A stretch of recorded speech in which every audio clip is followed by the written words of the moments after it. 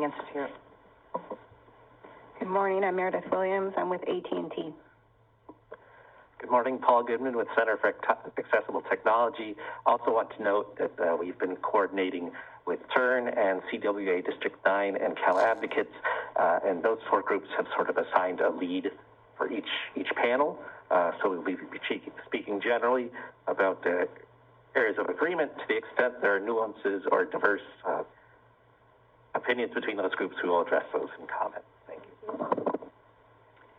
I'm Scott Armstrong from Inyo County. I'm the Regional Broadband Coordinator supporting both Inyo and Mono counties. Can we hear from our online panelists? Introduction.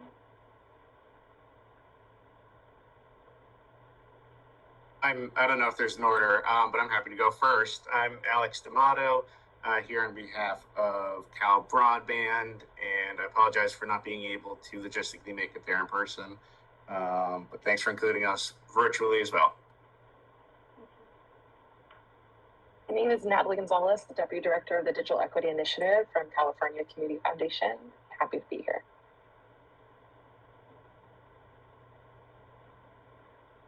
And did we lose one? Okay, great.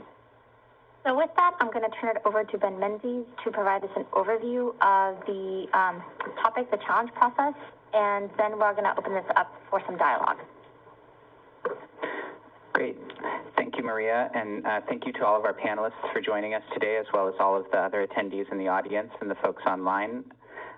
Hopefully, I think my slides should come up in a second here, but I'm going to provide a brief overview of the requirements in the challenge process. The challenge process for BEAD is described in detail, as Marina mentioned, in the Notice of Funding Opportunity, or NOFO, which is starts on page 34, as well as a challenge process policy notice that's available online. The main requirement that the NOFO establishes for the challenge process is that it must be fair, evidence-based, transparent, and expeditious. And it defines some specific phases that have to be laid out in the challenge process, including publication of an initial eligibility map, a challenge phase, a rebuttal phase, and finalization of the eligibility map before subgrantees can be selected. Next slide, please. The NOFO indicates that the challenge process may be open to challenges from local or tribal governments, nonprofit, community-based organizations, and broadband service providers. Residents may participate in gathering data to support the challenge process, but those challenges have to be submitted through permissible challengers as described above. Challengers may challenge the classification of a location as unserved, underserved, served, or that it has community anchor institution status in compliance with the BEAD statute. But challengers may not challenge the fabric, meaning that it is not, we cannot consider challenges to add a location to the map or subtract one. Finally, once the CPUC has conducted our challenge process in accordance with BEAD rules, the NTIA will review our methodology for adjudication and will ultimately make all final decisions about the status of locations on the BEAD eligibility map. Next slide, please.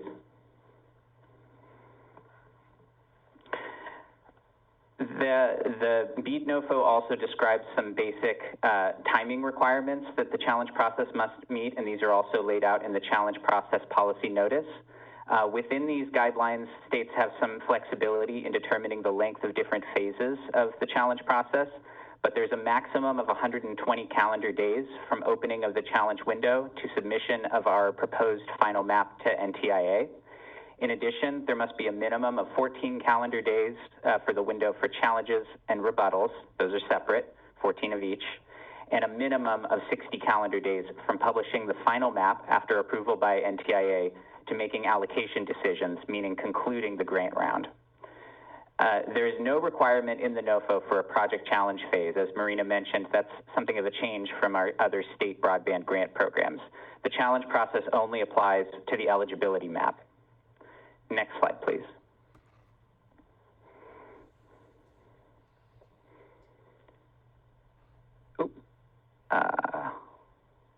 There we go. Oh, actually, I think it was the previous one. Sorry. There we go. No, I guess it was. Sorry. Got a little confused. All right. So as Marina described, the NTIA has provided a model challenge process that's pre-approved by NTIA and is encouraging states to adopt a process as close to the model process as possible in order to expedite review. But deviations may be proposed subject to the NTIA approval and in compliance with BEAD rules. There are several steps in the model challenge process, which I'll describe briefly. Those include the publication of the initial map on a public website. Then there's a challenge phase that would last 30 days, calendar days, followed by a rebuttal phase in which providers may rebut the challenges that have been received, which would last 30 days. A determination phase in which all contested locations would be subject to adjudication by the CPUC on a rolling basis. And finally, the eligibility map would be submitted to NTIA for their review and adjudication of all of those decisions, which would ultimately be followed by publication of a final eligibility map at least 60 days before making allocation decisions for subgrantees. Next slide, please. As Marina mentioned, the model challenge process includes several optional modules that states may adopt in order to make the maps more accurate. These include the DSL module that Marina mentioned, in which we may mark, prior to map publications, we may treat locations that achieve served speeds according to deployment data that are based on DSL technology. Those may be modified to show up as underserved on the eligibility map. There's also an area or multiple dwelling unit module, which means that after there's a number of challenges in a discrete area have been filed, the provider must affirmatively demonstrate service to all locations in that same area. So for instance, in a census block group, if there are 6 locations that are challenged within the same census block group, then the provider must prove that all the BSLs within that census block group are in fact served. Similarly, within that module, it can apply to multiple dwelling units or apartment buildings, in which the larger of either 3 units or 10% of the units listed within the fabric in that building would create an area challenge. Finally, there's a speed test module, which allows reclassification of served locations as underserved if data collected pursuant to rigorous speed test methodologies that are determined by NTIA demonstrates that speeds do not achieve the served thresholds that are claimed on the map. I should note, however, that the latest version of the model challenge process as published by NTIA only allows speed test data to be used to shift locations to underserved, not unserved status. Next slide, please. To get into the speed test module in a little bit more detail, there are some pretty rigorous requirements entailed in meeting the rigorous speed test methodologies that NTIA has described in the model in the challenge process policy notice. One important one is that data that is submitted through the challenge portal for a speed test must include the name and street address of a customer, a certification that the customer is subscribed to a relevant speed tier, meaning one that would achieve served speeds, and there must be a data sharing agreement with the provider and operators of the challenge process to allow the providers that are challenged and those running the challenge process to review the data, although the personally identifiable information would not be disclosed in any public setting. Tests must be conducted at most 60 days before the challenge period opens, and only speed tests on subscriptions above 120 megabits per second are allowed to be considered as part of the speed test data. Another important requirement as laid out in the challenge process policy notice is that the speed tests must consist of 3 tests conducted on different days, and only the median speed result would be considered as part of the speed-based challenge. So if a subscriber conducts speed tests and gets speeds of 100, 120, and 80 on 3 different days, then only the 100 download speed would be part of the speed test challenge. Additionally, providers may rebut the area speed challenges based on what NTIA refers to as the 80-80 rule. And that means that the provider must select 10% of locations in the challenged area on a random basis. 80% of those selected locations must have speeds demonstrated to equal or exceed 80% of the served threshold, or 80/20 megabits per second. Next slide, please. Finally, before we go to our panel, I wanted to highlight another important requirement in Volume 1, which is the deduplication of enforceable commitments to deploy broadband. According to the NOFO, the eligibility map may not mark locations as unserved or underserved if that location is already subject to an enforceable federal, state, or local commitment to deploy qualifying broadband service before the challenge process takes place. Those enforceable commitments will be identified based on federal, state, and local programs, and the NOFO describes some of those in detail on pages 36 and 37, but also that, as mentioned, includes state and local programs that are not mentioned in the NOFO. Those enforceable commitments, meaning a grant or a loan or some similar commitment to deploy broadband, must meet the technology and speed requirements for broadband. So if the commitment is to deploy not qualifying speeds or not qualifying technologies, then it doesn't count. And enforceable commitments on tribal lands only count, according to the NOFO, if there is a legally binding agreement with the internet service provider, including a tribal government resolution. However, that requirement may be waived by the NTIA Assistant Secretary if necessary to achieve the goals of the program. And with that, I think I will turn it back to Maria. Thanks, Ben, for that overview. Couple notes. I do believe that we have our other panelists online, and I don't know if they would like to introduce themselves. It is, Lindsay, do you want to just take a moment to introduce yourself? Hear me okay? Yes. Great. Hi, everyone. I'm Lindsay Skolnick. I am the project manager at the California Alliance for Digital Equity and will be participating on panel 1 today. So thank you so much for having me. Thank you. So, and then also just want to share that this PowerPoint will be made available as part of, we could put this online as well, and so nobody has to take very copious notes here.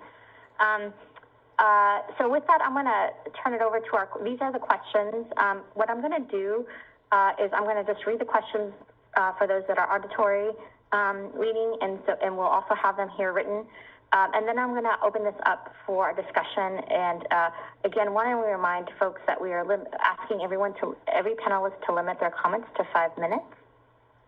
I'm going to rely on Jonathan to tell me when an online panelist has their hand raised or is up, and I will call on everyone in terms of groups of our consumer advocates, our tribal partners if they are present, our industry partners, and we'll go from there. But real quick, I'm going to read these questions for everyone. And pardon me if I'm stumbling through them this part. What aspects of the module of the model challenge process should be adopted or modified? What additional data resources such as CPUC availability data or demographic data should be utilized in the Commission's pre-challenge eligibility map? What forms of public and stakeholder engagement before the challenge process would be most valuable, and when should engagement occur? Are there modifications or additions to the Commission should make to the NTIA definition of community anchor institutions? How should the Commission structure the required deduplication process for removing locations with enforceable commitments to deploy broadband for the BEAD eligibility map? And lastly, how should the Commission apply the definition of the enforceable commitment area to tribal lands?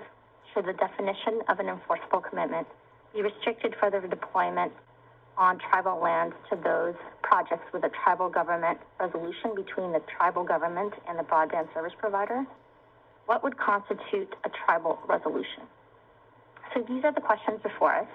And with that, I'm going to start. I'm going to open this up to, first I'm going to start with Caroline. I'm going to start with Paul. And I do believe we have someone online from CADE. Is that Caroline? That's me. I'm from CADE. Yes. Great. So with that, I'm going to go ahead and open it up. Folks, you have, each of you have 5 minutes. We also have 87 attendees online, it sounds like. We have, each of you have 5 minutes to respond to these questions and provide comments. Point of information, I thought we were supposed to split the 5 minutes amongst the first 3 presenters. Oh, apologies. Apologies, yes. Please go on. Perfect. Thank you. Good morning. Caroline Siegel-Singh from the Green Landing Institute again. And for this item, I'll just run through it. In alignment with NTIA's stated priorities, such as a transparent, evidence-based, and expeditious process, we ask the Commission to create a process which does not unduly shift the burden of proof onto consumers, particularly low-income consumers of color in California who would not normally have the apparatus available to submit challenges, even though they do receive subpar service at their locations. We believe that there should be a final process which places the onus back onto providers to prove that they are, in fact, providing advertised service to consumers, and that the baseline assumption for the challenge process should not be that consumers should have to prove in multiple avenues that they do receive poor service quality. We additionally disagree with the need for consumers to submit bills as a requirement to submit a challenge, in particular due to concerns over the transmission of personally identifiable information of consumers through multiple parties as part of the process. As the last few points, we do support the addition of crowdsourced data, as was mentioned in earlier comments submitted to the Commission, and we are hoping to get additional clarity on MDUs. This is an issue that particularly impacts low-income urban communities in California, and we are concerned that the threshold of 3 units or 10% is much too high and will prevent a lot of localities from submitting challenges to locations that are currently unserved or underserved in their area. Thank you.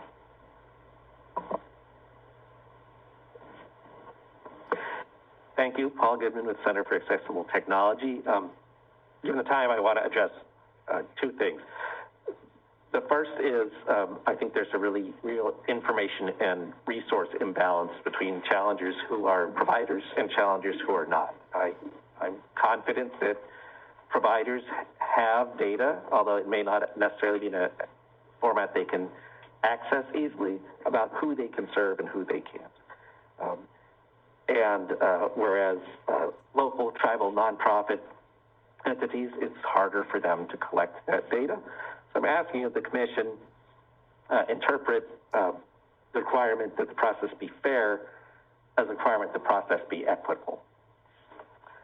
My second point relates to the question about what additional data sources the Commission should use.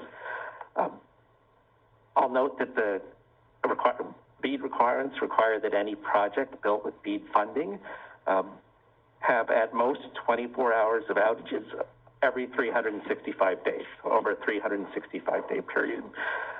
We have a lot of providers in California that cannot meet that standard now. And I think a very fair metric would be a provider's past performance and service quality. So areas that consistently have outages that total more than 24 hours ought to score lower than providers that do not. Thank you. Hi, everyone. I'll go next. Like I said, my name is Lindsay Skolnick. I'm here today representing CADE. I'd like to provide a few brief remarks in response to the design of the pre-eligibility map and the types of data the map should rely upon. CADE feels it is essential that the pre-eligibility map does not rely upon the same data sets that shaped the federal funding account and middle mile broadband initiative maps. These maps are demonstrably flawed, prioritizing infrastructure in areas that are the most served in the state rather than the most disconnected and historically disenfranchised. Many digital equity advocates have recently voiced their concerns about both of these maps. Over the last week alone, advocates have provided more than 50 public comments at the recent MMAC and California Broadband Council meetings to express widespread community frustration. However, this BEAD workshop marks an inflection point at which the CPUC can respond to those concerns and make thoughtful improvements to the pre-eligibility map.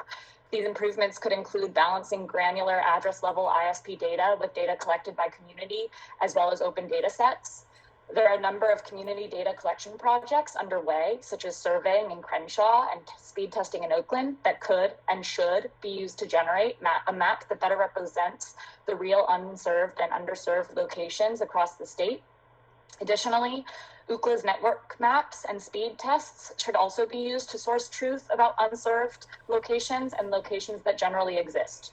If these proactive steps are not taken to generate an improved map, we worry the BEAD challenge process could be ineffective, and it could also place increased burdens on communities to prove locations are in fact unserved. Thank you. Thank you. And I also just want to do a quick check online as to see if Mr. Rantanen or Mr. Corey Cordero have been able to join us representing tribal interests.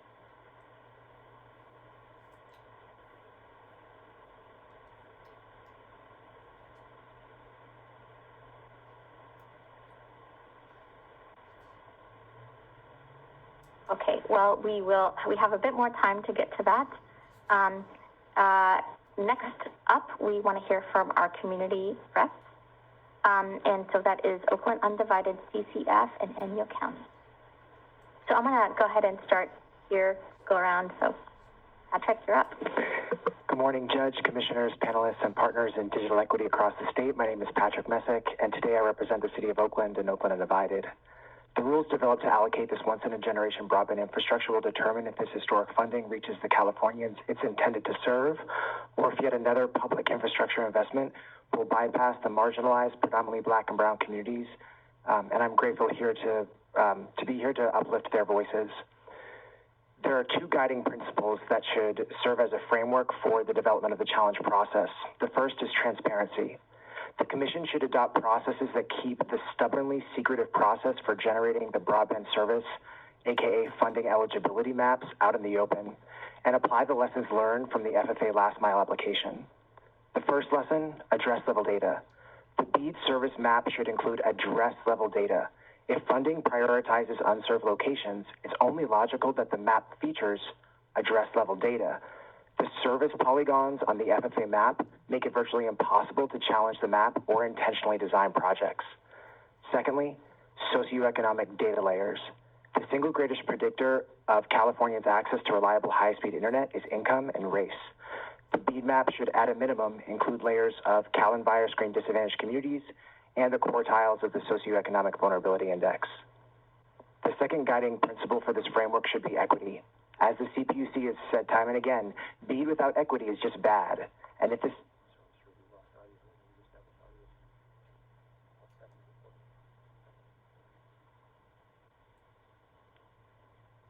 All right. Welcome to the hybrid. We're used to this now in the hybrid environment. Oh, should I? I may need you to repeat that, and we'll restart at 5 minutes. All right. Consider that your dry run. There we go.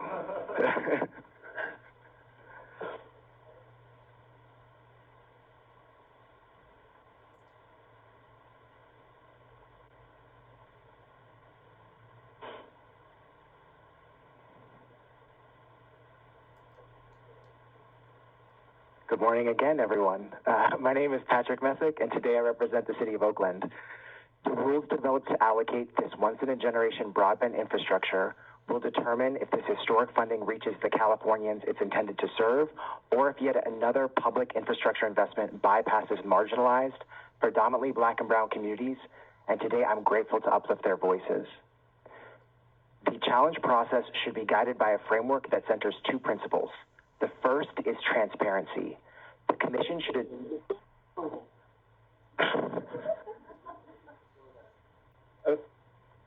Keep going. All right. Transparency.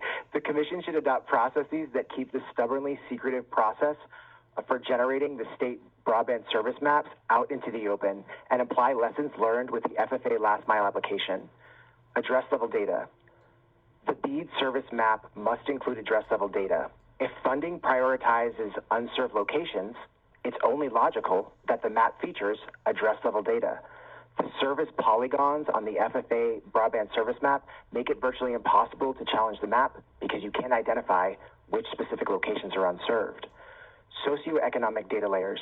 The single greatest predictor of Californians' access to reliable high-speed internet is income and race. The BEAD map should, at a minimum, include Cal and Virus screen disadvantaged communities and quartiles of the socioeconomic vulnerability index. Equity. The second principle.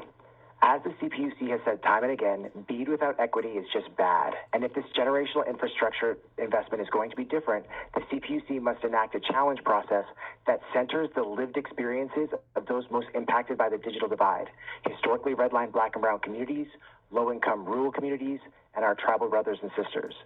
If past performance is the best predictor of future success, we have a lot of room for improvement from FFA to BEAD. I cannot emphasize enough the importance of addressing the black box process, wherein the CPUC receives data from the federal government showing California's wealthiest, most connected communities as served. This data goes into the CPUC black box, something involving confidential subscriber data. And then on the other end, the state generates a state map that adds a preponderance of demonstrably served clusters as funding priorities for these scarce funds. In Alameda County, two of our wealthiest communities, Livermore and Pleasanton, the FCC map shows these as entirely served. Common sense, where 97% of folks in these communities have high-speed internet, would say that it's entirely served. Yet the CPUC has had no less than 7 dense clusters in Livermore and 11 dense clusters in Pleasanton. It's not conjecture that these are served. Our friends at the ISPs have publicly available address lookup tools where you can type in these addresses, and not only do they offer plans, but they'll tell you, you have an active account at this address.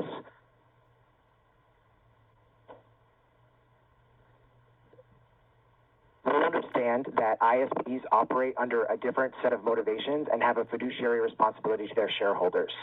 It would be imprudent of them not to propose projects in these areas that they serve. And as we now see on the FFA area map, AT&T has projects proposed in Pleasanton and Livermore because they're funding eligible. This cannot be the starting place for BEAD. So where should be our starting place? We should be starting in the communities where we know the digital divide resides. In Alameda County, that is overwhelmingly the flatlands of Oakland, West Oakland, Fruitvale, and Deep East Oakland. And we know that the current maps and CPUC processes vastly understate need in these communities. We know because we've been in the cabling closets in public housing and seen the rat's nest of DSL cable purportedly serving entire communities of Oaklanders. Patrick, I want to be cognizant of people's time and just want to make sure that all the other participants in this cluster can make their comments. Great. I'll wrap up in the next minute or two. But when you look at the map, again, just a sparse peppering of unserved locations. We know this is not true because we run speed tests on thousands of district devices and have identified thousands of additional unserved locations based on publicly available speed test data. So how do we get our communities back on the map? Let me go over quickly a few of the key tenets. First, we have to shift the burden away from those who are unserved to prove that they are unserved and empower municipalities and trusted anchor institutions to submit challenges at scale. A challenge should only require 3 data points: the address, the provider, and an internet quality metric, speed, latency, outages, etc. Customer bills should not be required. If ISPs do not have to submit a consumer bill to prove that the location is served, neither should the consumer. At OHA, when we tried to get a copy of our residents' bills, it took some of our residents an hour and a half on the phone with Comcast to get a copy of their bill. The not-so-fine print on the bill makes clear that these are advertised speeds, not actual speeds, and to require this unnecessary documentation essentially precludes any municipality or nonprofit from submitting data at scale. Similar to previous proceedings, DSL should be outright disqualified, and for individuals who want to submit a challenge, there should be a simple web-based portal with API, not requiring an app download, to submit a personal challenge process. Finally, for MDUs, California's MDUs are not like other areas where they're high-rises, all publicly owned. Most of California's MDUs and public housing is actually voucher-based. So the CPUC needs to take a very close look at how it defines public housing to be inclusive of farm worker housing and other communities that live in low-income housing. Finally, to ask that a challenge from one MDU receive up to 10% of challenges from the units is quite frankly absurd. In a building with 100 folks, that would require 10 that are all relying on the same internal wiring to submit a speed test, which is not feasible at scale. Thank you so much for your time, and I hope again that we can center the communities this funding is intended to serve. Thank you, Patrick, and apologies for the tech issues that we might be having. Okay, I want to keep us going to our next panelist. 1 second, and I'm going to turn it over to Natalie. Thanks so much. Can everyone hear me okay? Yes. Awesome. Thank you so much, Commission, and thank you everyone for having us here today. Again, my name is Natalie Gonzalez, the Deputy Director of the Digital Equity Initiative from California Community Foundation. The Digital Equity Initiative is a cross-sectoral coalition of more than 50 organizations serving communities across LA County and the state. I want to first address remarks in response to the stakeholder engagement for the challenge process. We want the Commission to be aware that it is critical that the state engage with community more thoughtfully, impactfully, and engage with industry more transparently. We want to highlight that while industry has been actively engaged through data submissions and closed-door meetings, communities have primarily been recipients of one-way information via newsletter, webinar, or updates to published maps. Engagement looks more than just workshops and webinars. It means actively incorporating our input and ground truth knowledge in the process. For meaningful inclusion of community-generated data in the maps, driving the various programs to explicitly ensuring that industry and community input are weighted at least equally. In addition to engagement, the state should commit to as much transparency as can possibly achieve without compromising legitimate trade secrets. In the wake of the community challenges to the FFA priority maps, the Commission updated the public maps to exclude proposed subsidy calculations to move those same discriminatory calculations behind an NDA, accessible only to FFA applicants and trying their hands with respect to advocacy regarding all the issues the maps retain. The Commission has utilized several cost-quest analysis and rationale for various decisions and directions. This, even though the cost-quest data is inaccessible to the public, the details of the model remain obscured and specific. Hiding problematic issues in community and consumer advocates when we raise them only raises additional red flags. Overall, it's critical that the state move from a modeling of telling the community what's happening after it's happened to one of more true engagement. Second, we want to address models for adoption. We want to call attention to the option models 2 and 3 outlined in NTIA's BEAD challenge process regarding MDUs and DSL. In the case of option module 2, we propose taking it a step further by reclassifying MDU locations currently labeled as underserved on DSL to unserved. This shouldn't require a community challenge. According to the FCC, we know that DSL speeds average 30 megabits download and 3 megabits upload, making it unreliable for any member of a household to be online. Going even further, this doesn't even meet the needs of being served. MDUs with DSL service and the speed experienced by each household varies based on the distance of the copper lines from the unit. To address this DSL limitation, providers have tried a technique known as pair bonding, which merges the 2 separate copper lines into a single connection. However, this approach results in service access to only 1 out of every 2 households, leaving a significant portion of households being classified as unserved. Reclassifying these locations as unserved will expedite the retirement of outdated copper infrastructure and ensure communities have reliable and future-proof broadband service. In order to ensure transparency and provider accountability, in cases where an MDU is challenged as unserved, the burden shifts to the provider to demonstrate unit-level service is provided at advertised speeds. Recognizing that in 2023, a minimum of 100 megabits per household is essential for accessing telehealth, educational content, video conferencing, immigration cases online, and entertainment. It is evident that DSL speeds fall short of the demands of our modern online environment. We hope that the state and the Commission align with the requirements of the modern digital era and adopt this new form. The second adoption we want to propose is reclassifying locations for them being marked as served on the national broadband map, where licensed fixed wireless is the sole technology being offered. Examples include T-Mobile, Verizon, where 4G and 5G home internet is most available, and moving that to unserved. This reclassification is justified as according to speedtest.net from March 2023, the median cellular internet speeds in the United States was approximately 80 megabits download and 10 megabits upload, falling short of the definition of, again, being served. Cellular networks inherently exhibit significant disruptions and reductions in service as users move farther away from the source, such as a cell tower. Advertised data rates are frequently not even achieved at the short distance between 1 to 2 miles of a cellular source from a cell tower. Although these providers may not impose unreasonable data caps, they do enforce throughput limits and prioritize traffic on data plans. Even a relatively light data user consuming as little as 50 gigabytes of a data billing cycle can face extensive bandwidth allocation reduction, also known as throttling, during a congested network period. What's even more concerning is that communities have shared their experience with unreliable service under fixed wireless plans to the extent they are unable to attain the essential 25/3 speeds required to meet the criteria of being categorized as unserved or served. Thank you so much for your time.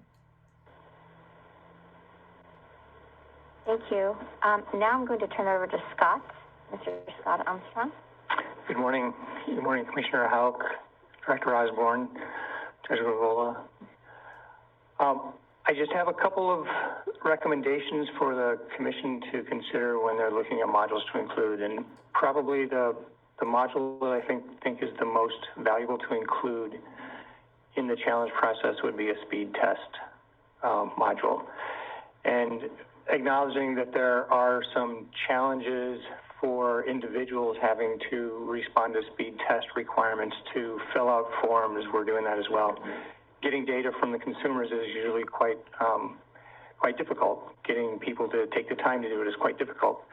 So looking at what I saw the CPUC do during the digital equity survey, they included a speed test in that survey.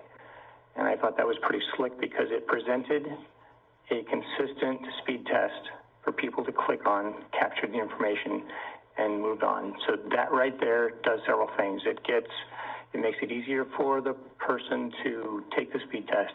It's a consistent test without having to look at the different types of speed tests you're doing. And it gets the information right back to you guys where you need it. Now, if it's a challenge process that a provider is asking for, we may need to be able to provide that information to them as well.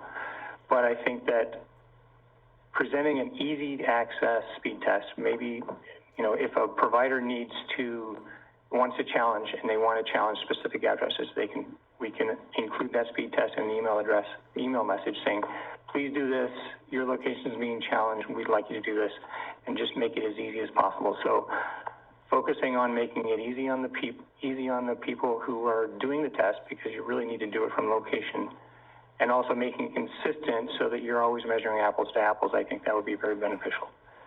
Now, I believe I saw in the BEAD NOFO that the end of the project also requires speed tests. So it's a trust but verify. Once it's done, you have to do the same thing, unless I'm reading it backwards. Is that correct? I would want to refer to the NOFO, but I believe you. Yeah, I was looking through it, and I'll double check, but I think that if in fact there is a speed test requirement for providers once they deliver the service, that same speed test can be used. And also, I think there was a mention that challenges needed to be, that information needed to be available for the challenge. So it could behoove a provider, if they're asking to cover an area, say they've identified this area to be, to get a grant, to send a message out saying, we're going to apply to cover your area. Would you please complete the speed test? They can get speed test data in advance of that. They could also verify how they're associated with the FCC map. And two other points I'd like to make. DSL, while squeaking above the threshold of being served, we're looking at how to future-proof our digital world today. And while, yes, it technically can meet the threshold of being served, the next time our served threshold increases, it won't. So if we exclude it now, plan for that, maybe put them on a second wave or whatever, we are looking at future-proofing our internet connections. And the last one has to do with multiple dwelling units. Multiple dwelling units are kind of interesting, but if there's some way to define the number of tests required in an MDU in different locations, Some MDUs are multiple stories, some are really spread out. Internet service is going to come into the facility in one location, and they should be able to provide, however they do it, service to all of the units. Then you can't cluster them all around the network closet. You really should find a way to have them demonstrate that they're reaching the far ends. And you've probably all experienced this in a hotel, where you're just beyond that access point. So if there's a way to work that into the language, I think that would be very helpful. Those have been my recommendations. Thank you, Scott. We have a few more panelists to go, but at this time I just want to take a quick pause to see if the commissioner has any questions for our panelists so far. And if not, we can. I did have one question, and I don't know if AT&T would be the best person to answer this or not, or one of the providers, but the comments regarding the DSL and reclassification for 30 megabits.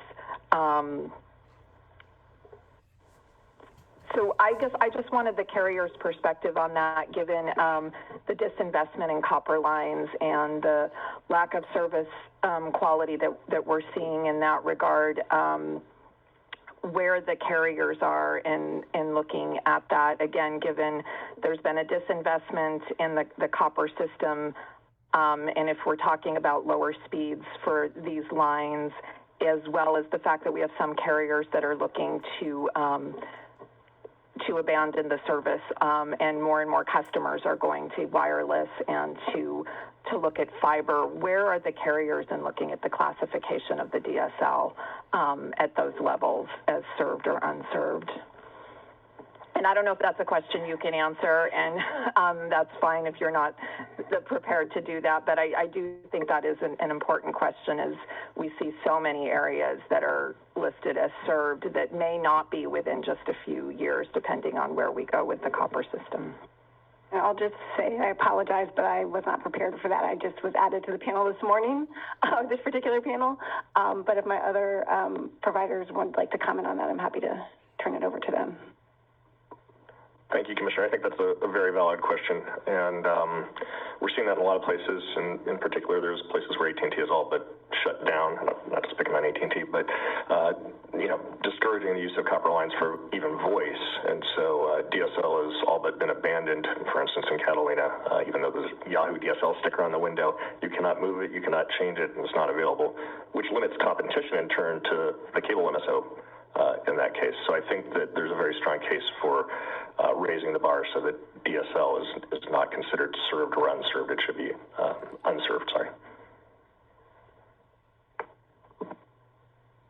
And I did want to see if anyone else, if there are any of the carriers here that have a perspective on that. And I know that a number of them are looking at projects where they're looking to put in fiber, which I think is great.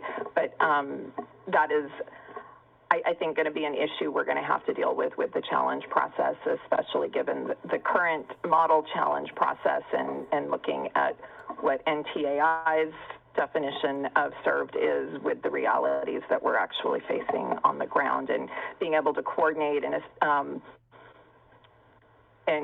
confer with the providers on that issue, I think, is going to be really important to get all of us in the best place possible. And we need everybody at the table on that, and appreciate the participation by everyone, especially the providers, on looking at that issue. Commissioner, it looks like Alex D'Amato may have his hand raised online. Hi, yeah, this is Alex D'Amato with Charter Communications here today on behalf of Cal Broadband. I do think that we believe in the context of the BEAD program and NTIA's clear guidance to fund to the maximum extent feasible future-proof broadband service, that we at Cal Broadband believe that adopting the DSL module is certainly a reasonable and good choice here. It's independently validated through the FCC's Measuring Broadband America reports, and we would support inclusion of that module here. Thank you, Alex. Should we keep going with our panelists? for the rest of. So I do want to check real quick with Jonathan to see if there is, if we have any of our tribal partners online. I'm not aware of any of our tribal partners online at this point. So I'm going to go ahead and proceed to our industry partners. We've got Alex, Meredith, and Lance as our panelists. And I'm going to go ahead and start with Alex online. All right, 2 for 2. Thank you again. Again, this is Alex D'Amato. I'm with Charter Communications here today on behalf of Cal Broadband. Cable operators in California offer fast and reliable broadband service to the vast majority of Californians, having collectively invested over $45 billion in California's broadband infrastructure since 1996. I think today, in our brief comments, we'd like to highlight a couple of process considerations for the Commission and a couple of substantive recommendations on the modules and the modifications to NTIA's model challenge process. On the process aspects of the challenge process, we would note, as has been discussed, that the model guidance allows for a total time frame of 120 days. I think consistent with a lot of the comments that we have heard so far, we would recommend adoption of a 45 calendar day or 30 business day time frame for each phase of the challenge process.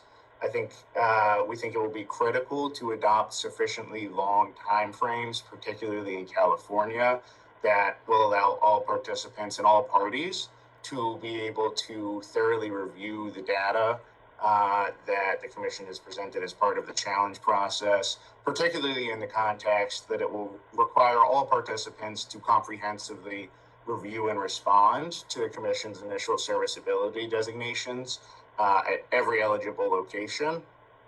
In that context, we think 45 calendar day, 30 business day timeframes for each individual phase of the challenge process, that is the initial challenge phase and the rebuttal phase, are appropriate for adoption here. Consistent with that as well, we believe that as part of the challenge process, there should be sufficient time in between the challenge and the rebuttal phase for the Commission to ensure that the data submitted through the challenge phase is valid and meets the evidentiary requirements that have been laid out in the NTIA model process and the process that the Commission ultimately adopts. The North Star for this process is, of course, accurately identifying the locations that should be eligible for BEAD. Consistent with that, the best way to ensure an efficient challenge process will be to ensure that the data submitted through the challenge process is valid and accurately meets all of the evidentiary requirements that are included as part of this process. The specific requirements laid out in the NTIA guidance are relatively comprehensive, and they will present a significant opportunity to ensure that the data submitted is valid, but taking the time to ensure before that is submitted for the rebuttal process will allow us to focus on ultimately identifying the locations that are in need of service through the BEAD program. As far as the modifications that we would love the Commission to consider as part of this process, as already briefly discussed, we think it is appropriate to adopt the DSL modification. We would note that in the updated guidance that NTIA has recently released that includes additional language that determination can't be rebutted should the Commission choose to adopt it. Consistent with other comments today and with the DSL modification, we do believe that a licensed fixed wireless modification would be appropriate in this context. We would note that some states that have been working through this process have adopted the DSL and this licensed fixed wireless modification in some form with an acknowledgement that most of the speed test challenges, for instance, will likely come from locations served by these technologies. Consistent with that, we would note that NTIA's guidance does include robust evidentiary requirements that the state needs to adopt should it adopt the speed test module. And we think that perhaps a more elegant way to address this issue is, as states such as Wisconsin have decided, which is to say that for copper and fiber technologies, it is extremely uncommon that they would provide speeds below 120, which is, of course, the BEAD, eligible BEAD build-out speed. And staff there anticipates that the vast majority of challenges would come from DSL and fixed wireless served locations. So adoption of those two modifications would alleviate the requirement to accept speed test challenges in the first place, which in other contexts, staff has acknowledged are perhaps not the most efficient way and effective way to actually ultimately identify the locations that are in need of service. And I think I would love to have any further discussion, but I don't want to occupy too much time. So any of the other questions would love to speak to as well, but I will hand it over to my colleagues now and look forward to further discussion. Thank you, Alex. I'm going to turn it over to Meredith now. Thank you. Again, Meredith Williams for AT&T, and I just want to say we appreciate the opportunity to be a part of this, including joining this panel as of this morning. And before I get started into some of the questions, AT&T alone has invested over $8.6 billion in our wired and wireless networks in California over the past 3 years. We deliver fiber to over 2.9 million customers right now in California, and so we believe that this is a really important initiative to be a part of. In general, NTIA developed a very robust set of policy guidance around the challenge process, and we encourage the Commission to adopt that challenge process to the extent that they can as written. In particular, I want to focus in on one of the points that my colleague Alex made, which is allowing at least 30 days for the challenge and rebuttal period, especially in a state like California. It's a very large state, and we want to make sure that challengers are able to have sufficient time to submit challenges and that there's sufficient time to provide the data necessary for rebuttals. So that is the one place where it's slightly above the minimum required in the challenge notice, but we think that's really important in a state like California. I would also say, to the extent that the Commission wants to adopt the speed challenge module, we would encourage it to apply to locations served by fiber. As we know, fiber provides a consistent upload and download speed, and so that should be sufficient to make clear whether or not that location is served. I know that some of the other panelists today have talked about providing challenges from individuals, and we encouraged, as is written in the NTIA notice, for those challenges to be directed through local governments or nonprofits. And we would agree with our other panelists who suggest that this data be available at address level and for the purpose of providing to providers, that it's provided at a broadband serviceable location data point, because that will make it most efficient for us to respond to those challenges.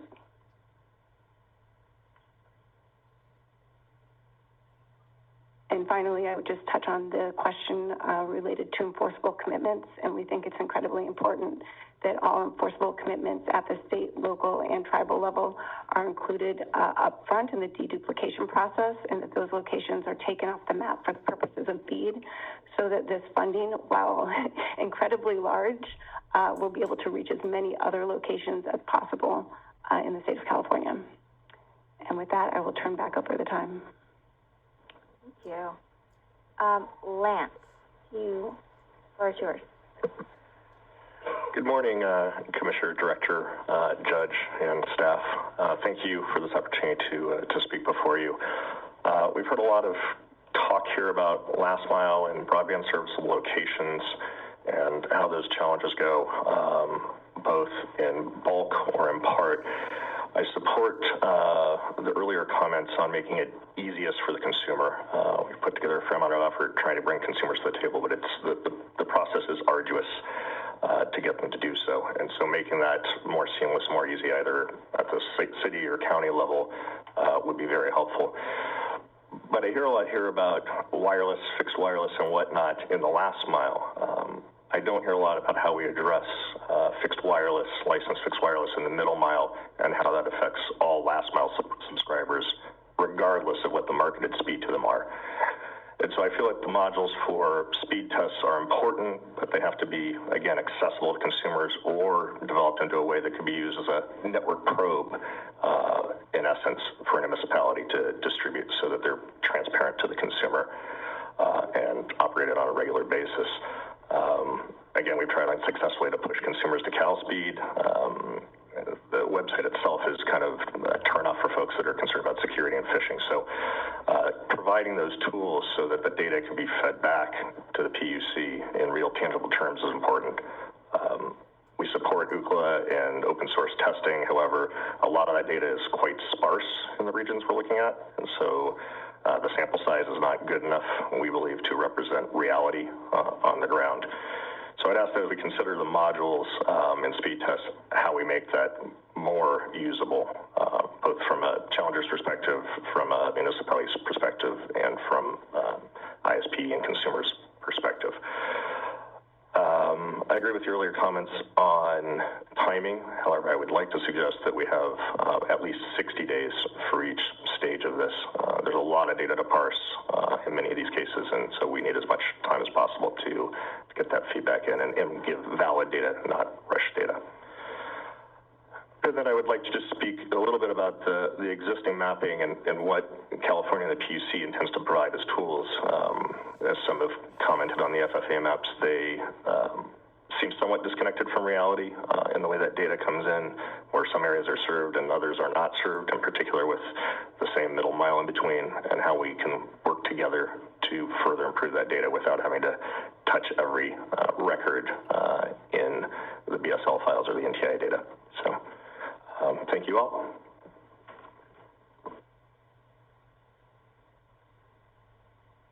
Thank you for the comments. I believe that we have Mr. Matt Rantanen online.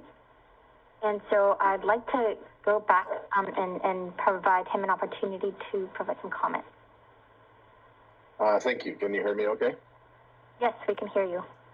Excellent. Appreciate you inviting me. So I wanted to touch on a couple things. The speed test issue, obviously it's a very valuable metric, but we think latency should be included in that because latency allows us to do things that we're doing today, which is participate from remote and engage in bidirectional video interactions. I think, that's a highly valuable metric to add to speed tests. And then, specifically, there's a question, how should the commission apply the definition of an enforceable commitment area to tribal lands? Tribal lands definition is, includes a lot more than just the reservation boundary. A lot of tribal members live outside of that reservation boundary, but in the local area.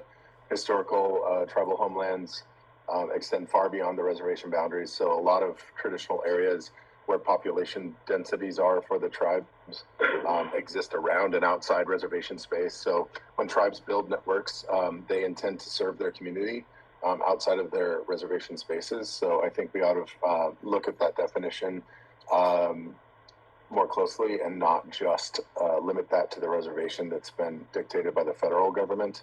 The next piece of the tribal, access to a tribal land for a non-tribal carrier or provider should require consent from the tribe, and that is in the form of a tribal resolution. Tribal resolution is a mechanism which the tribal council government of a tribe enacts, effectively equated to an act of Congress at the U.S. government level, not an executive order. So the actual sitting tribal government votes on a process or a a measure to accept or deny access to their tribal lands for the specific purposes of serving their community. And we feel that the commission should not, and the BEAD program should not endorse any or accept any applications that say they're going to serve tribal land without consent of that tribe.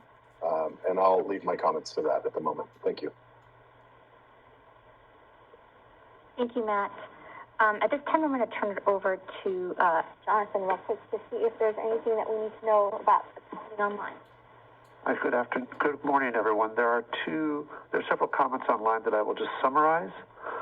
One question is, there's a question from a local county, or from a county government that wants to know how they will be able to know which are the unserved locations in light of the recent FFA applications. And I think what they're really searching for is how to get access to address level specific information so they are better equipped to be able to participate in the process. Another comment is from, I believe, a service provider. They're wondering, to demonstrate service in an area, does the provider have to show that it actually provides service to all locations, or only that service is available for all locations in the area?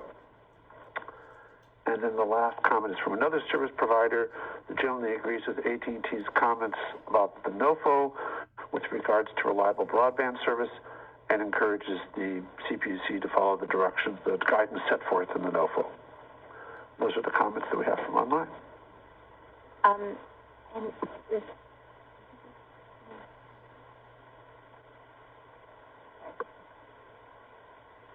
Commissioner, at this time, would you like to ask any, that is our complete panel on this. Do you have any questions that you would like to discuss? I believe that Ken Lewis from Scenic is online, and I don't know if he had anything that he wanted. Kim Lewis, okay. And Kim, this is Jonathan. If you can send me a chat, I can make you a presenter so you can engage. Thank you.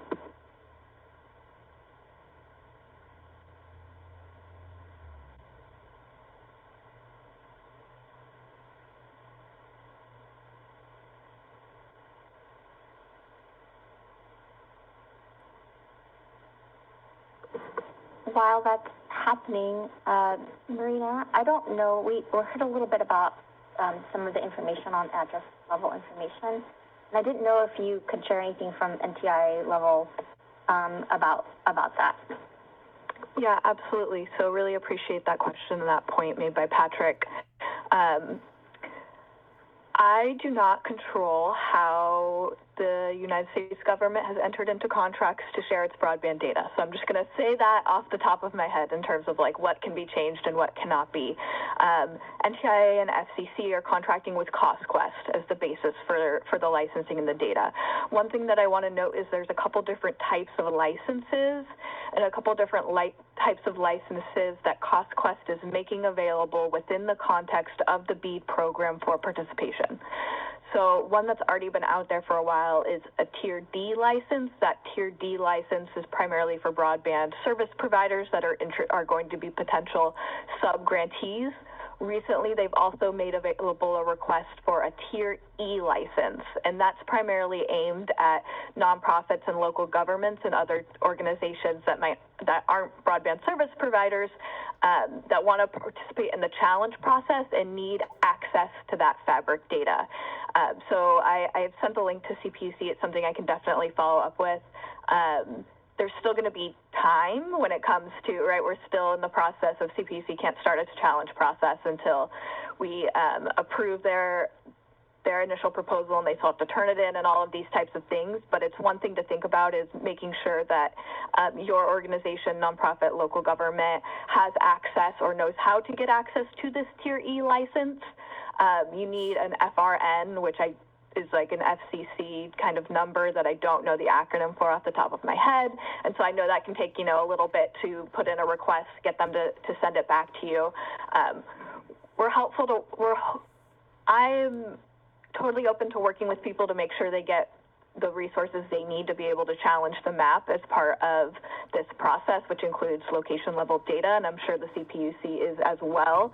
And they're probably going to put out even more extensive step-by-step processes and documentations as we're moving forward. There's also a couple states that are going to run their challenge process first, so hopefully there's going to be some good lessons learned from getting access to that data in states like I think Louisiana is currently open, so that we can hopefully avoid some of those issues for other challengers in California when we get to our process. But there is going to hopefully be a way to get that location level data that Patrick is referencing in advance of participation in the challenge process in order to fully participate.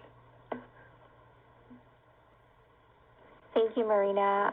It sounds like, Carl, you may be speaking on behalf of the Transportation Commission. You are psychic, Maria. That's a gift. Yes, I just checked with Jonathan after receiving a text from the commission to speak, wearing my vice chair hat, but I'll wait until you tell me it's appropriate. No, Jonathan asked me to step up to the desk. Absolutely, absolutely. Any questions about Marina's comments or anything before we turn it over to Carl? One question more on the files available from CostQuest and NTIA, and it comes back to how we feed data back. In terms of availability and speed, is it possible that could be used to supplement the data on poor downtime, and if so, at what threshold in terms of availability? So we heard earlier about 24 hours out of 365 days. If it's some threshold below that, would that be a fair way to report data back, or does it have to be something completely outside this process?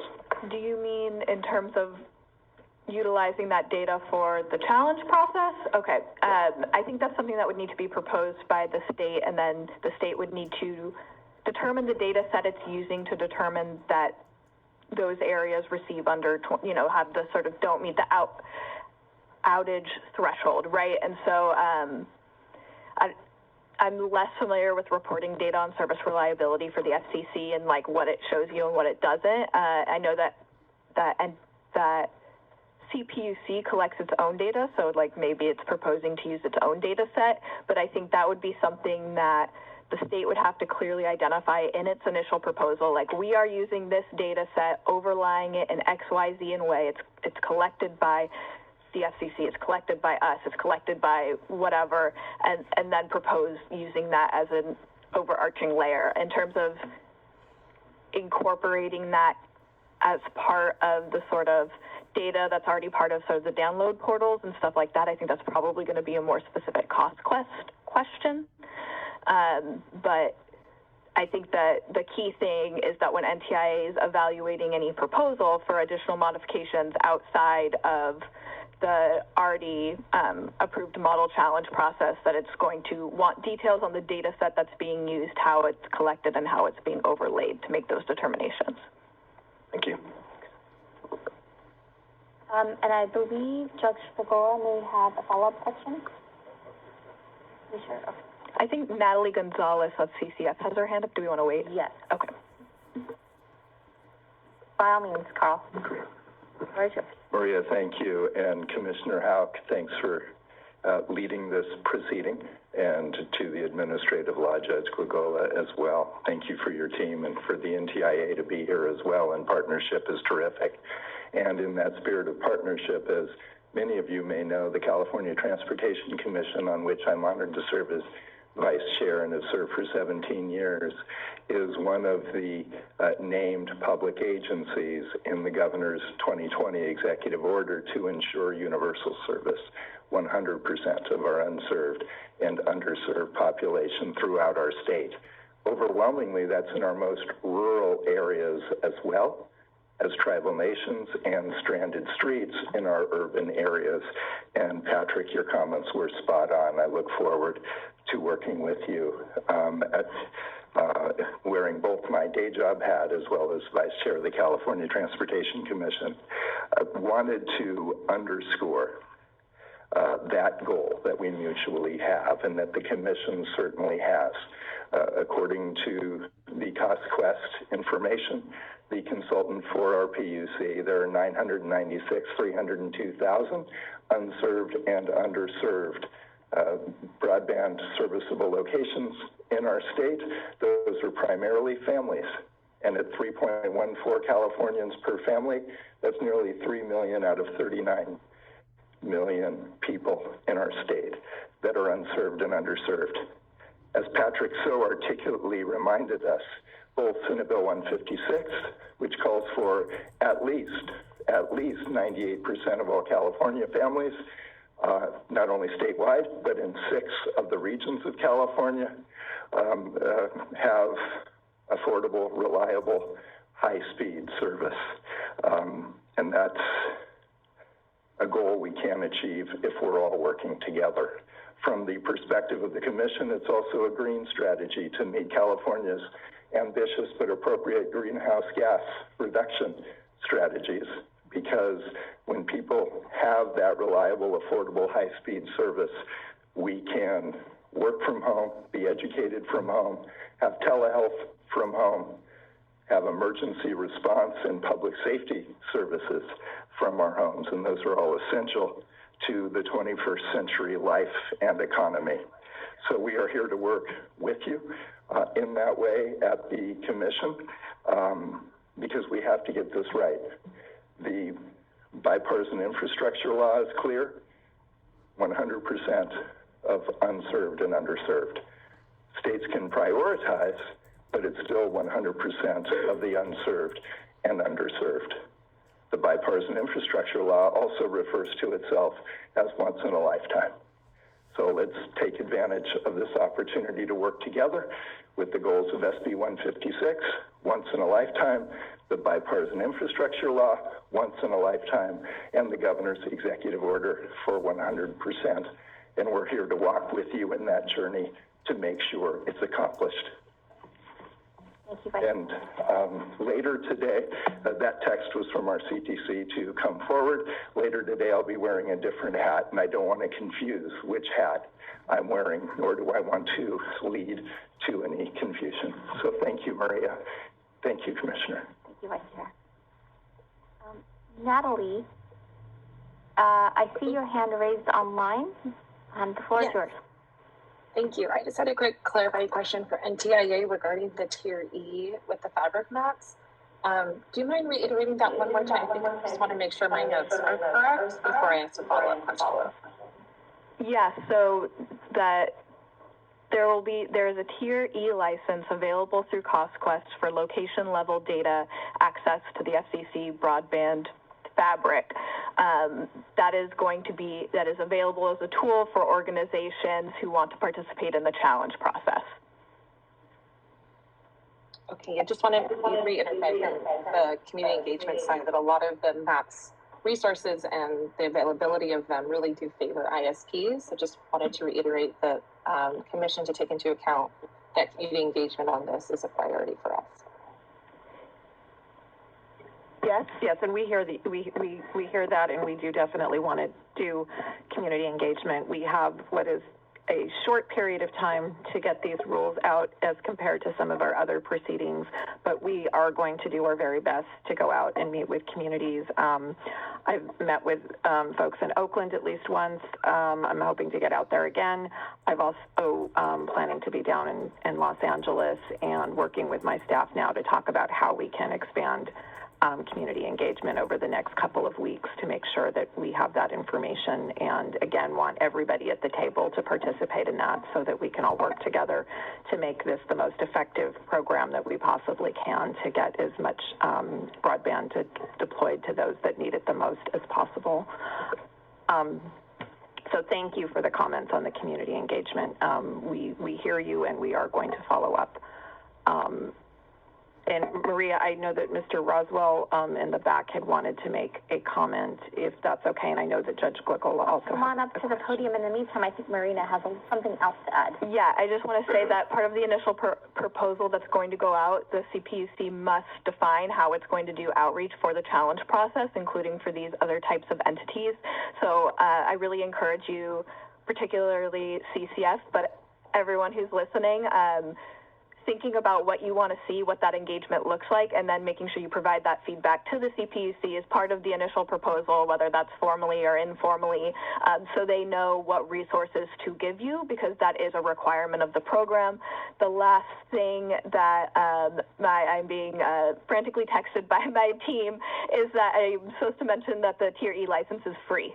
So I want to make sure that I emphasize that because I don't think that's been the case universally for all broadband data across time and space. Thank you, Marina. Would you kindly introduce yourself and your affiliation? Sure. Patrick Rossball here for the Small X, and for those who don't know, this is a group of 13 rural ILECs throughout the state that serve some of the most hard-to-reach areas, high-cost areas, and are very interested in pursuing fiber deployment in these areas and are actively doing that using many programs and the company's own money.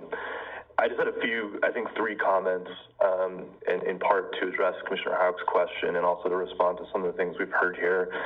The first thing is I would urge the Commission to focus on speed tests as the way to challenge these projects and not get captured by subscription data. I think Greenlining said it well, and my fellow Patrick from Oakland, it should not be necessary to look at what people's bills look like, what specific services they're purchasing.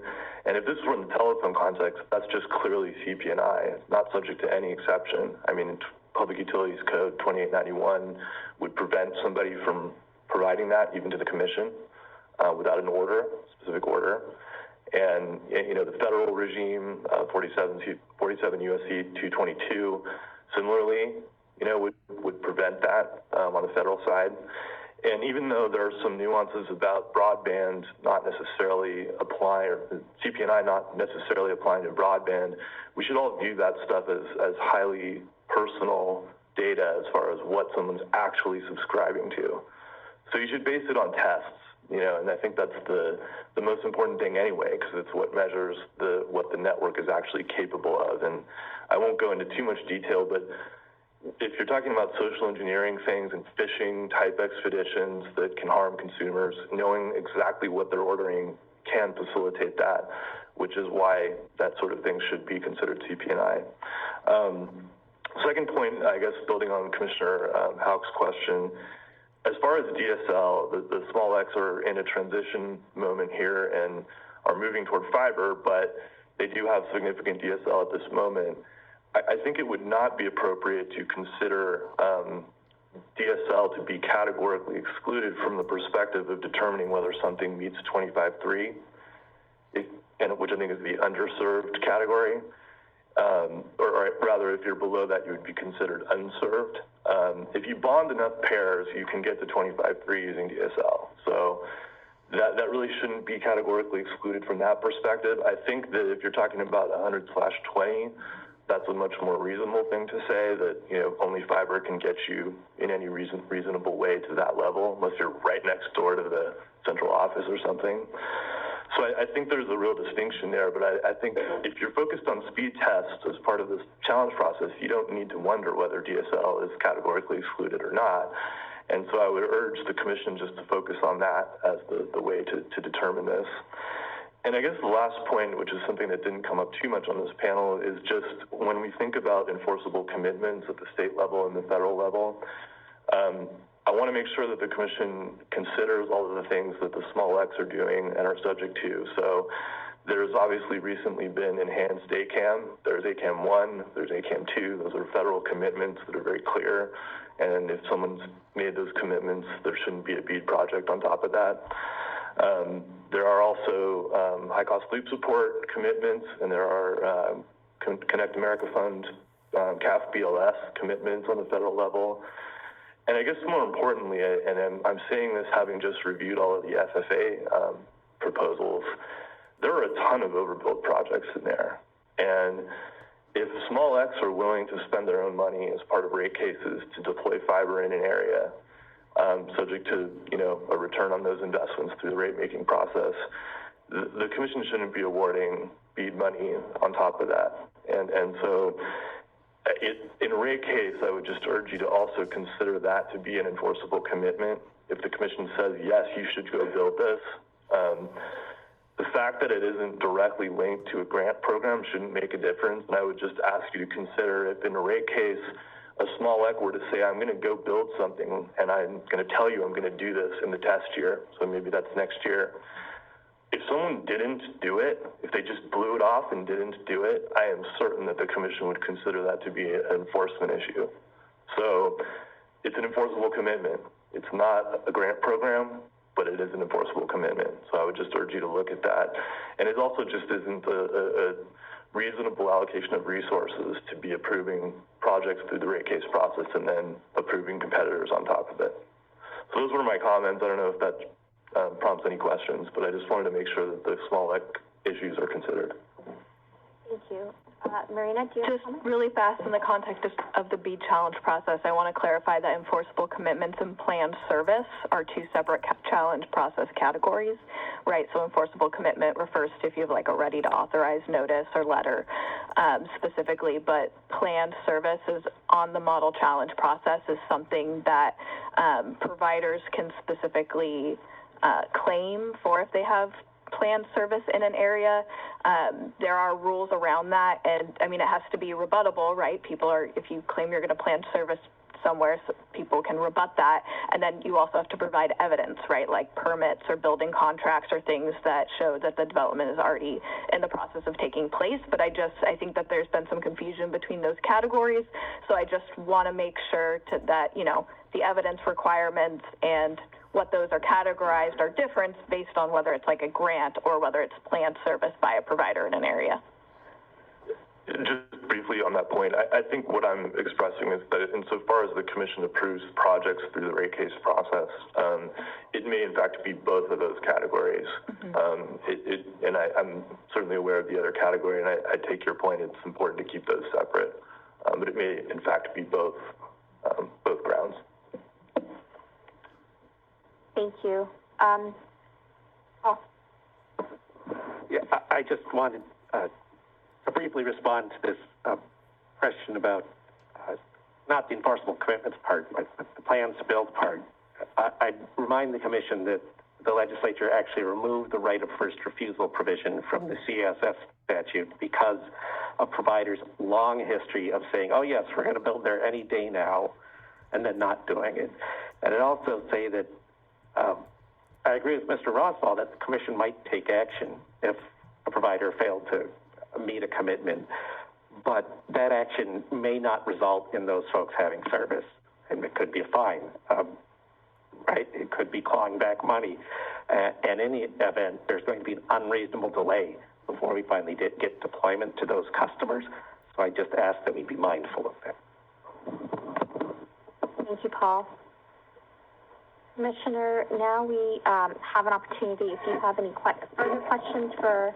I wanted to give Judge Gorgola an opportunity to ask his questions first. Oh, thank you, Commissioner. I just wanted to follow up with you, Ms. Williams, and one, thank you for joining us and at the last minute. Maybe I wanted to ask Commissioner Houck's question, at least how I interpret it a little bit differently. Does AT&T have a position on the DSL module? I would say more generally, all of us providers who are building fiber are looking to modernize our networks. And so to the extent that this would incentivize more modern networks across, these locations, we would not object to that module.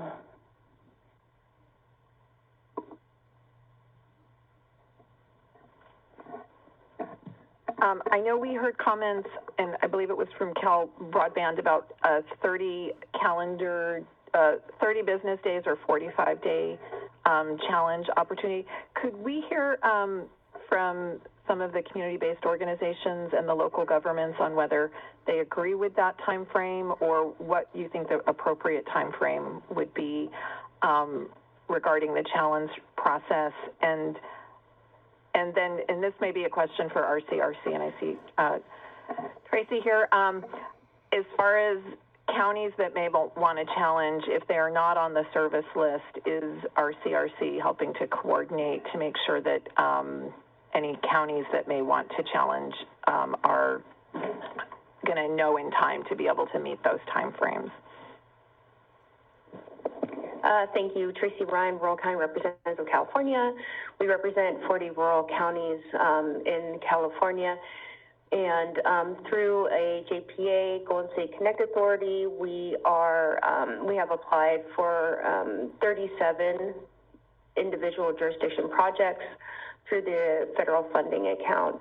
As we move forward, so your question, Commissioner, in helping disperse the information about challenges and help coordinate with our counties, I think that we can definitely fulfill that role, and we can discuss exactly what that looks like with our counties. Obviously, we are in close communication as we move forward with our proposed projects. And as you know, we have two counties here today that can speak probably more directly to those efforts. But yes, I think that's something that the statewide associations, including California State Association of Counties, can also help with.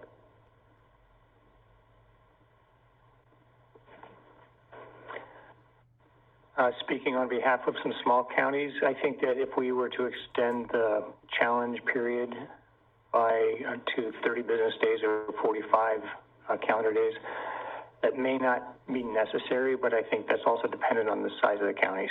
As an example, a couple of the projects in Inyo and Mono counties are going to cover 450 locations. So if somebody's challenging an area with 450 locations, they don't need 45 days to do that.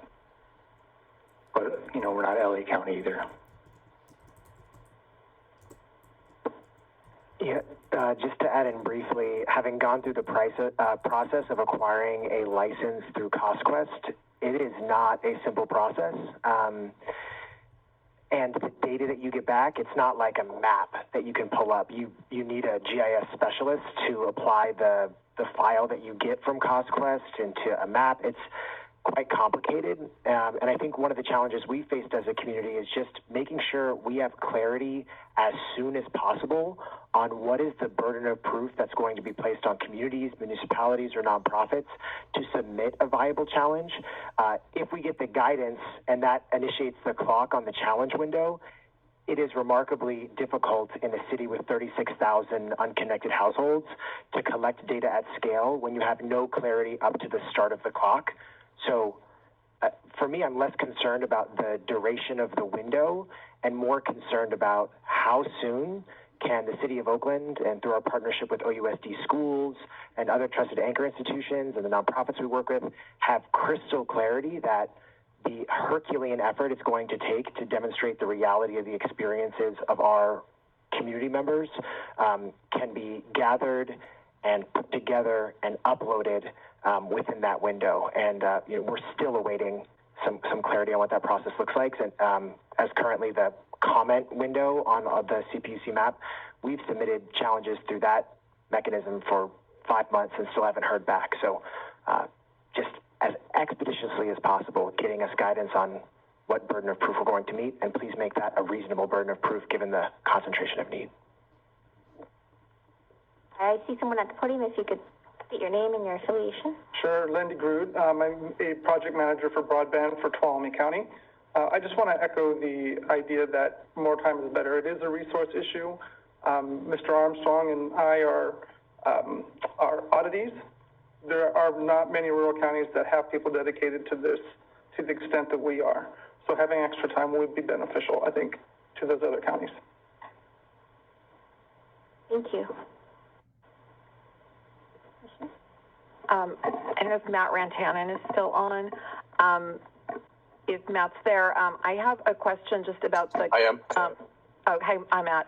Hi. For the tribal resolution and tribal commitment, we obviously are very committed to respecting tribal sovereignty and ensuring that the tribes are on board for projects that include tribal lands, and appreciate your comments regarding ancestral territory or members that may be served off tribal land.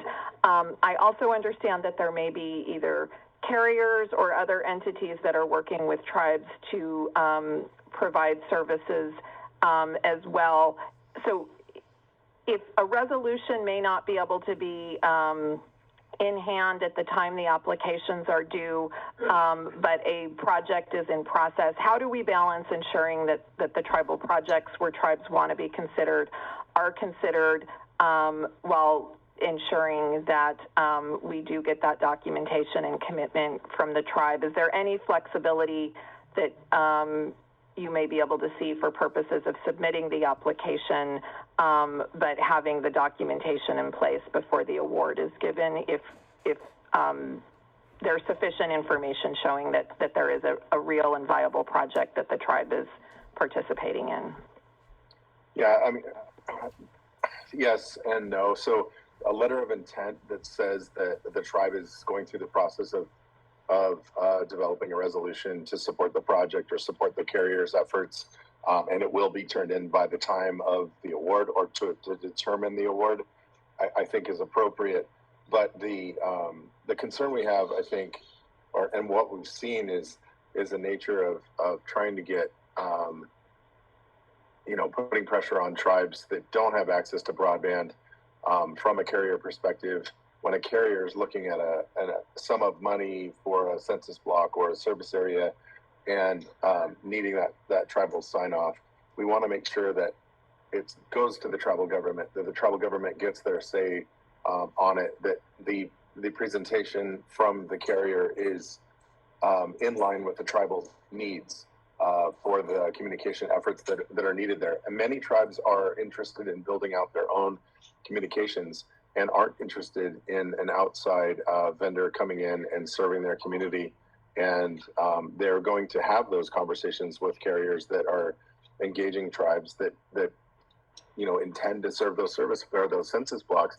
And so it is a negotiation and and an interaction process with that tribal government. We need to make sure that they're not getting signed off by somebody that's just a generic tribal member, that is actually somebody that is engaged in the government. The government actually goes through a process and develops, through their mechanisms, a way to document that they have signed on to or consented to the build out. So a letter of intent, but with the restriction that a resolution would come in time for that award. No, thank you for that.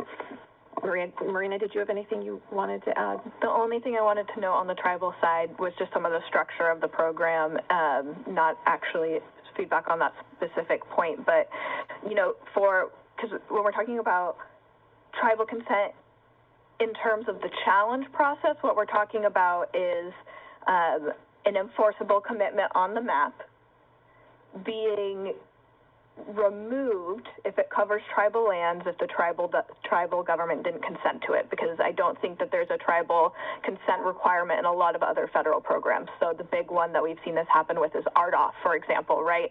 So under our program rules, you do have to deduplicate RDOF, and the FCC can't, or NTIA can't make the FCC require tribal consent for their own programs, right? But what is possible is that the tribe could submit a letter for the challenge process, and I think Matt's making some really good points about who is submitting that letter under what context and making sure it's the right contact, saying we do not consent to this RDOF project being built on our lands. And that can be submitted to NTIA as a waiver, and so it could come off the map, right? So that there's not a specific type of other federal enforceable commitment blocking tribes from receiving funding for a project that they don't consent to. So that's it through the context of the challenge process. Then when we're moving to, I just want to note that for the context of BEAD projects themselves, a formal tribal consent resolution is 100% required in order to receive funding for a project. The commission has some flexibility in terms of when they can require that in the process. So it could be at the time of application, but it has to be into NTIA by the final proposal. And so I think that's one thing I really want to make sure tribes know. So if we're talking about two competing proposals on tribal lands, the project that does not have tribal consent will not be moving forward. And so I think that's an important thing for tribes to know and understand in the context of the BEAD program, separate from how we're trying to deconflict projects on tribal land with enforceable commitments in the challenge process. Does that make sense, or did I just confuse everything more? No, that's very helpful. Thank you. Yeah, so the bottom line is we need the tribal resolution before an award can be provided, but we have some flexibility to work with tribes depending on where they are in the process and what they're looking at. And to the extent a tribe wants to challenge the map or location, I guess the one concern I have, and I don't know, Matt, if you can offer any insight, is just information to know what the timing is, and based on the resolution requirement, though, I think it's unlikely that we're going to get applications for projects that haven't worked with tribes, because that would be a problem for the project ultimately. But just being able to ensure that we have the appropriate information getting to the right people in time to participate if they want to participate. Yeah, I mean, tribes, you know, they can move slower than normal process, but when there is an opportunity for engagement, you know, they make exceptions. I mean, they typically meet on a regular interval, and most tribes meet weekly, if not more than that. So, I mean, there is an opportunity to get this in the process, but my concern would be that somebody would say, oh, we're serving these tribal census blocks, and then not ever engage the tribe until the last minute and put pressure on the tribe to try to get a tribal resolution last minute, rather than start now. If you truly are trying to include those census blocks, have an engagement with the tribe, you know, potentially a letter of intent then, and then, you know, actually work with the tribe on the process, because a lot of what we've seen in the past is, oh, we're going to serve you. Oh, we know what your needs are here. This is what you need, and you'll be fine, when that's not fine at all. And what the tribe actually has a plan. You know, especially lately, we've been developing broadband plans for our community so that we can address these issues ourselves. But we may have a broadband plan that totally dovetails into a carrier's efforts that might take the burden off of us, and we'd want to partner with that carrier. But if that carrier doesn't have that conversation up front, and there's no tribal consent, that we don't, you know, we're not getting a solution that works for us. So I think that's the concern, is to make sure that the engagement happens, and to ensure throughout the process that it's not a last minute pressure to sign a resolution just to get service, or you're never going to get service kind of an attitude. No, thank you. I appreciate that, and that's important information for us to consider. And then I don't know, Rob or Judge Glagola, Ben, do you have any questions? Any final thoughts before we? I think Judge Glagola has a question. Yeah, I just. Oh, yeah. Sorry. I just wanted to make sure that Mr. Messick, that we had everything that you presented today. It was already in your comments, so that we have it on the record. Is it already? Because I haven't read it lately. I don't. So forgive me for not reading everything or remembering. But I just wanted to make sure, is the stuff that you presented, is that content already like in comments that you filed with us? Quite a bit of it is, but in the ensuing time from when we submitted the comments to now, we've learned a lot more, and so there may be some additional information I can provide to amend and provide that additional context. Okay, awesome, thank you. And I'm also an Oaklander, so. Yeah. And certainly, if there are comments that we weren't able to get to for whatever reason in this panel, everyone is more than welcome to submit those as part of their comments as well. So just want to give a couple more minutes to see if there's any final thoughts or questions to or from the commissioner, and comments from our panel.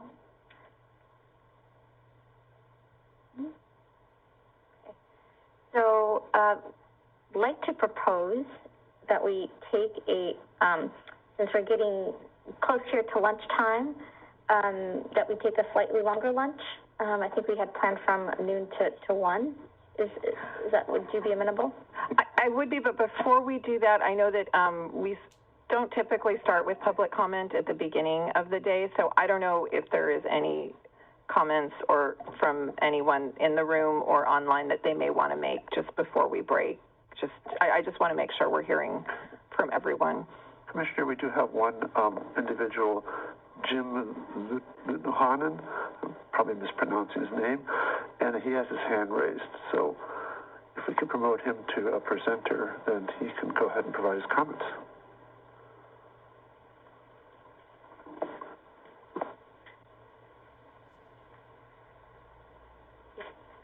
Yes, we can. If you could just tell us your name and your affiliation, please. Jim Lujohan, President, CEO of Love Catalina Island. We're Catalina Island's Tourism Authority and Chamber of Commerce, and one of 3 nonprofits and a handful of other community stakeholders engaged in trying to improve reliability of internet service on Catalina Island.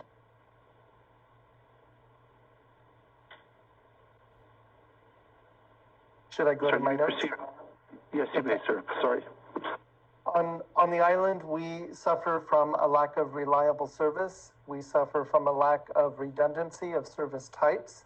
We often experience outages earlier this year for multiple days due to that lack of redundancy. We find that we are repeatedly falling outside the funding scope of yours or other funding sources due to our location, often even being left entirely off of maps. We suffer from misrepresentation on last mile speeds as advertised versus received due to the middle mile limits that we are subject to. And with great interest, we are wondering how we can be included in the community outreach that Member Hauk mentioned. That's all. And we can work with our staff and reach out to you and see what we can do to set up a time to hear from your community. Thank you.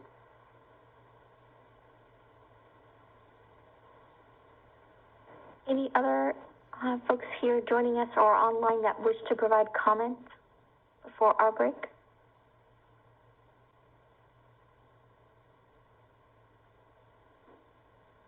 Seeing none. Correct? Nobody online either. So with that, we can adjourn and come back, and we just want to thank our panelists very much for your time, for your participation here. Really appreciate you being here and contributing to this. And we'll reconvene at 1 o'clock. Yeah, and just remind everyone that we will be publishing the proposal soon, and we really do encourage and need your input, so please provide comments on the proposal when it's issued. There'll be a 30-day comment period, but we do have a short turnaround time, so please do review it and provide your feedback. We need that to make it the best possible proposal possible. Thank you, everyone.